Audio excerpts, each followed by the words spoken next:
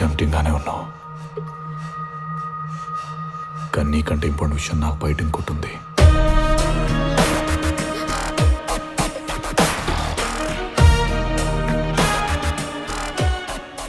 Say no to local drugs.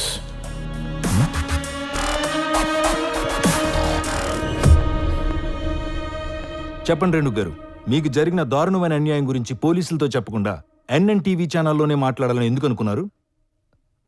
భయం వేసిందండి. ఆయనకున్న పేరు పరపతి వాడి నన్ను నా బిడ్డని ఏదైనా చేస్తాడేమో అని భయం వేసింది. భయపడకండి, మీకు న్యాయం జరిగే వరకు మా NNTV ఛానల్ మీతో కలిసి పోరాడుతుంది. చెప్పండి. నన్నెవడో మోసం చేసి పారిపోయాడని అందరితో అబద్ధం చెప్పాను, కానీ వీడు బ్రహ్మకు నాకు పుట్టిన బిడ్డ.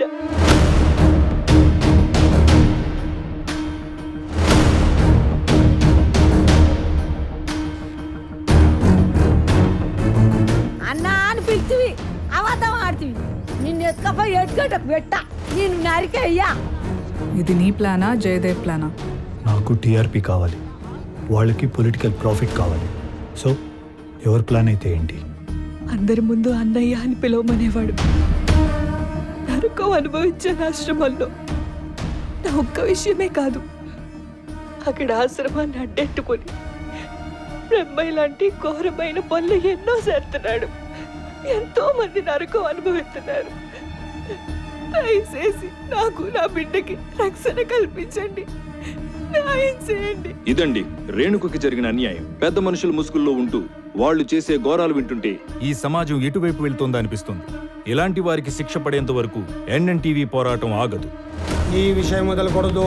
ఈ రాష్ట్రంలో ఏ ఆడపిల్లకి అన్యాయం జరిగినా పోరాటం చేయడానికి మన సత్తా పార్టీ ఉందని మర్చిపోవద్దు.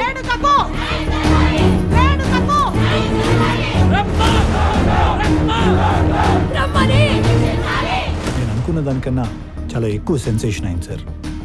కానీ బ్రహ్మ ఎలా రియాక్ట్ అవుతాడో అని కొద్దిగా భయంగా ఉంది సార్.